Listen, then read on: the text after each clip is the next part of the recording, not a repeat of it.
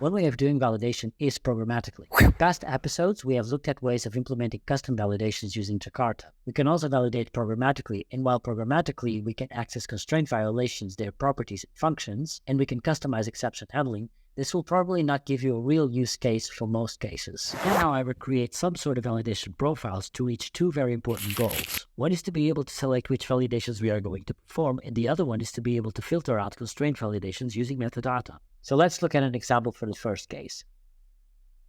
To create these profiles, we need to have a certain type of DTO.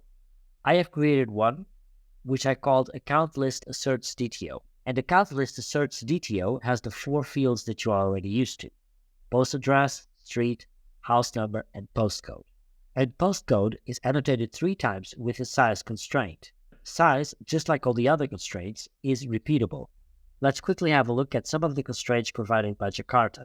If we start from the top, you can see that assert false is also repeatable, true is also repeatable, decimal max is also repeatable, future or present also repeatable, past or present also repeatable, positive or zero also repeatable. So the point is that all of these constraints are repeatable, and therefore we can stack them up on a field.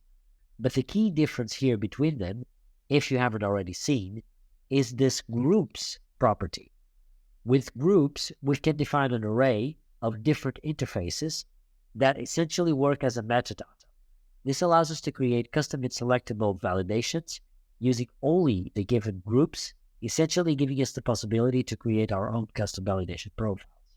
Let's have a look at the 3 different annotations and how they are configured. The first one limits the length of the postcode to 6 characters and has no group. The second one limits the length of that property to 3 characters and belongs to group 1. And the third one limits the length of that property to 4 characters and it belongs to group 2. Group 1 and group 2 are just 2 interfaces. Let's have a look at the example to see how this works. I have created a REST controller to test this DTO, and it is located here. And the endpoint we are going to test is located in 5minutes/lists/programmatic. Programmatic because we are not doing the out-of-the-box validation with Jakarta. Instead, we are using a validator. This validator is initialized here in a configuration class, and we simply use the default validator factory to create our default validator. And to validate, we simply use the validator, and we can just call the validate function. This form of validation without any extra parameters will only check for constraint validations that do not belong to any group. So in our case, we are checking if our postcode has exactly 6 characters. But we have 2 more endpoints. /group1 is another endpoint where we are going to invoke validate using a group. In this case, we are using group 1, and we also have the same thing for group 2. Let's see this running.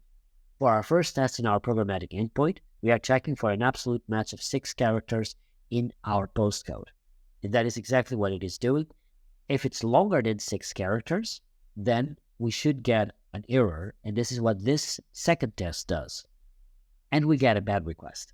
On group 1, we should expect exactly 3 characters. So if we send a payload with this postcode, we should get an OK result. And the same goes for group 2, where we expect a 4-digit postcode. We may also be interested in filtering out potentially found constraint violations. We can achieve that with payload, which is declared in exactly the same way as groups. If we look at my example in 5 minutes payload/programmatic, we will find that I have a filter here where we check if the payload array contains error length or if the payload array contains warning for a specific constraint violation. In other words, we don't specify any profile, so any potential constraint violation that doesn't belong to any group will be found here. And we can test that here where I'm sending a payload with a post address longer than 20 characters but shorter than 25, which should trigger a warning that I have implemented to be an HTTP status of 199. Our 5 minutes are up, so please check my GitHub repo to further extend your knowledge about these topics that we've just discussed. And if you enjoyed this video, please give it a big thumbs up. Don't forget to leave a comment in the comment section. Please subscribe to not miss out on the upcoming episodes of this podcast. And if you are looking for simple ways to make custom validations with Jakarta, I have made a whole video about that right over here. As a short disclaimer, I'd like to mention that I'm not associated or affiliated with any of the brands eventually shown, displayed, or mentioned in this video.